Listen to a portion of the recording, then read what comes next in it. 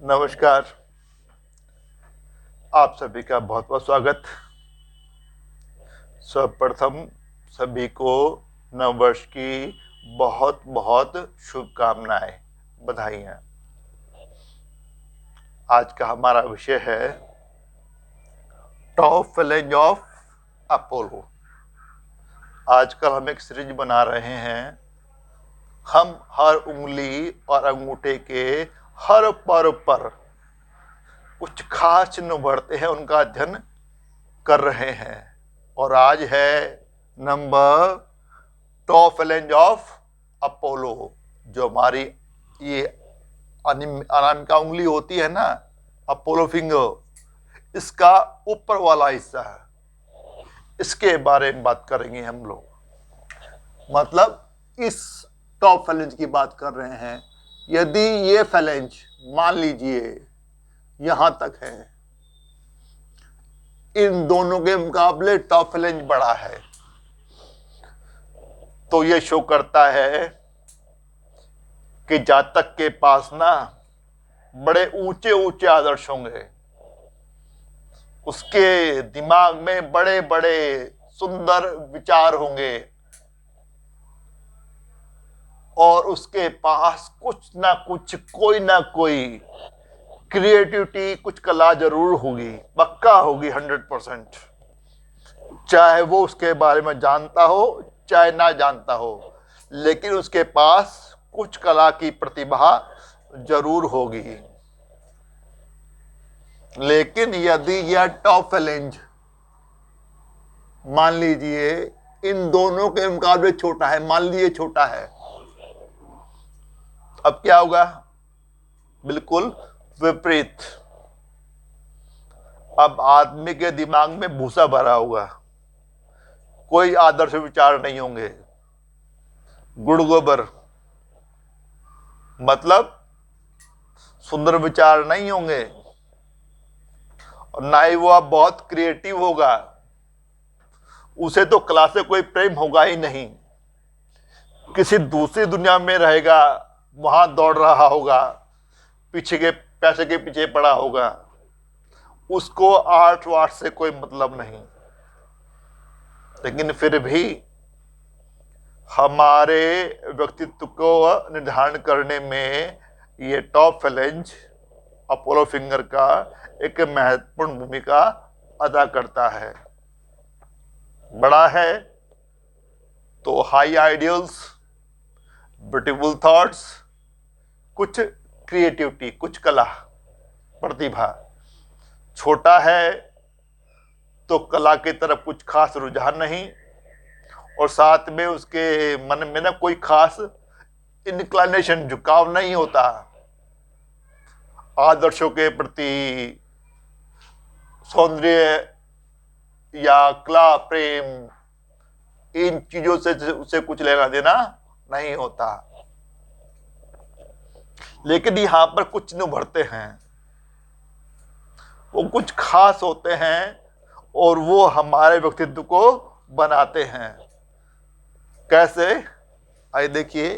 यदि टॉ फैलेंज पर कुछ खड़ी रेखाएं हैं, यह शो कर रही हैं कि जातक के पास कला प्रेम है, उसके पास किसी कला की प्रतिभा है, लेकिन वो उस कला की जो कला का जो उसका अपना एक प्रतिभा है ना, उसको पचा नहीं पाया है, मतलब बैलेंस नहीं बना पाया। तो क्या हो गया? विक्षिप्त, पागल की हालत में पहुंच गया, सनकी बन गया, विम्सिकल। तो जब ये एक या दो सीधी रेखाएं दिखाई दे टॉ फैलेंज पर अपोलो के, तो मान लेना कि आदमी क्रिएटिव तो है, लेकिन बैलेंस गड़बड़ है, वो एक तरह से विक्षिप्त ही है। आगे चलिए। यदि यहां पर ये सीधी रेखाएं न बनकर यहां पर आड़ी रेखाएं बन जाएं। अब क्या होगा कि जातक के पास कला प्रेम तो है, कुछ ना कुछ कला प्रतिभा है, लेकिन उसे बार बार असफलता मिलती है, बार बार रुकावटें आती हैं और उसको मानसिक रूप से बड़ा परेशान करती हैं। इतना परेशान वो हो जाता है कि डिप्रेशन में चला जाता है, पागल तक हो सकता है, विक्षिप्त, विम्सिकल। आगे चलिए, यदि यहां पर कोई क्रॉस बन जाए तो ये दर्शाता है जातक के पास कला प्रेम है, उसके पास कला की कोई प्रतिभा है और वह उस कला के प्रति बहुत डेडिकेटेड है, समर्पित है।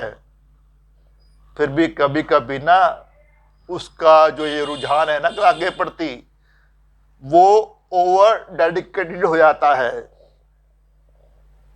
और रिजल्ट वही बैलेंस नहीं बना पाता, विक्षिप्त, एक तरह से सन की पागल सा हो जाता है। लेकिन इन पहले दो के मुकाबले यहां थोड़ा सा कंट्रोल ठीक है। आगे चलिए, यदि यहां पर कोई स्टार बन जाए,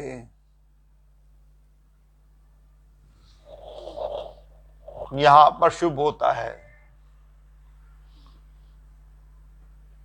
यह इशारा कर रहा है कि जातक जो पहले की बुराइयां है ना, अशुभता, पागलपन,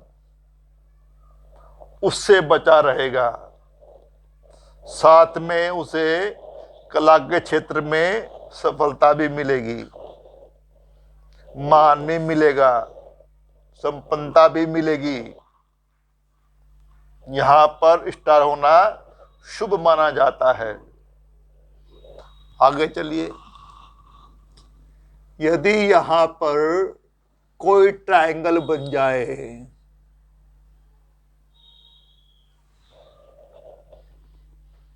अब जातक कला प्रेमी तो होगा, लेकिन एक कमी आ जाती है और वो ये कि वह सौंदर्य का पुजारी होता है। रचेगा तो सौंदर्य, चित्रित करेगा तो सौंदर्य, कुछ कंपोज करेगा तो सौंदर्य, और रियल जिंदगी में भी बड़ा ही रोमांटिक। तो ऐसे जातक को सफलता मिलती है, लेकिन उसका रसिक होना, कभी कभी थोड़ा विलासी होना गड़बड़ कर सकता है। लेकिन आदमी के सफल होने की भरपूर संभावना रहती है।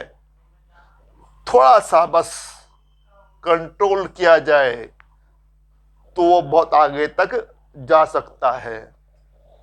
आगे चलिए, यदि यहां पर एक सर्कल बन जाए लाइक दिस, ये इस टॉप फ्लैंज पर बनने वाले जितने चिन्ह है ना, सबसे शुभ माना जाता है। यह शो करता है कि जातक जिस कला फील्ड में भी है वहां पर बेस्ट, उसके मुकाबले का कोई दूसरा है ही नहीं। और साथ में ऐसे जातक को ना अचानक बहुत सफलता मिलती है, बहुत बड़ी सफलता मिलती है। ये भी सबसे अच्छे साइनों में गिना जाता है। स्टार, स्टार के बाद में सर्कल, थोड़ा सा ट्रायंगल भी ठीक है, थोड़ा सा। आगे चलिए, यदि यहां पर एक रेखा जाल बन जाए इस तरह से, छोटा सा, ये शो कर रहा है कि जहाँ तक कला प्रेमी तो है, उसके पास कला प्रेम की प्रतिभा भी थी, लेकिन बैलेंस नहीं कर पाया, इसलिए टोटली लुनेटिक बन गया, विम्जिकल, विक्षिप्त, पागल, कोई निदान नहीं। अब भेजिए उसको अलाइजम में, पागल खानों में, वहां भी वो अजीब अजीब हरकत करेगा। और मैंने तो व्यक्तिगत रूप से ऐसा अनुभव किया है कि जिन लोगों के पास कुछ खास प्रतिभा होती है किसी फील्ड में, खासकर कला के फील्ड में, हाँ, वो थोड़े विम्जिकल तो होते हैं, सनकी से, तुनक मिजाज से, वो दुनिया के साथ, दुनियादारी के साथ में ना एक संतुलन नहीं बना पाते, अपनी दुनिया में खोए रहते हैं। तो कला के साथ में ये डिसबैलेंस, ये आम बात है। बस दो ही यहां पर ऐसे चिन्ह हैं, तीन मान लीजिए, जो कि शुभ से हैं, बाकी सब इशारा कर रहे हैं कि आदमी विम्जिकल हो सकता है, लुनेटिक हो सकता है, विक्षिप्त पागल हो सकता है। इन बातों का ध्यान रखा जाना चाहिए, और ये हमारी उंगली पर प्रदर्शित होते हैं, ये शुभ निशान, अशुभ निशान। यदि ढंग से इनका विश्लेषण किया जाए तो हम किसी आदमी की कला को, किसी जातक की कला को बचा सकते हैं, कुछ उपाय कर सकते हैं। एक प्रतिभा का नष्ट हो जाना, ये भी एक तरह से बहुत ही बड़ा अन्याय है, पाप है। अगर आप कर सकते हो तो आपको भरपूर कोशिश करनी चाहिए कि उसकी कला निखरे, और सहायता कीजिए उसकी, मानसिक रूप से, आर्थिक रूप से, और उसको बैलेंस करने की कोशिश कीजिए। और अगर हमारा इरादा नेक है तो अक्सर सफलता भी मिल जाती है। मोस्टली सभी बड़े बड़े महान कलाकारों के पास है मैंने यह सनकीपन देखा है, तुरंगनाजी देखी है। चाहे हमारे किशोर दादा हो, जिनको कि पागल कहा जाता था, हमारे एफ.एम. हुसैन, इतने बड़े महान चित्रकार, वो कभी पैरों में चप्पल, जूते नहीं पहनते थे, हमेशा नंगे पैर ही रहते थे। और किशोर कुमार जी के गायन का कोई जवाब नहीं, लेकिन उनकी तुनक मिजाजी, उनका वो विम्जिकल होना लोगों को समझ नहीं आता था, क्योंकि उनकी कला दुनियादारी से संबंध नहीं बना पाती थी। ऐसे बहुत से कलाकार हैं, अक्सर उनको लोग समझ नहीं पाते हैं, या वो लोग दुनियादारी से, इस मैटेरियलिस्टिक वर्ल्ड से अपना संतुलन नहीं बना पाते। लेकिन हाँ, होते सच्चे कलाकार हैं, बड़े अद्वितीय, अपने आप में बड़े ही अनोखे। तो ये कुछ योग बनते हैं हमारी,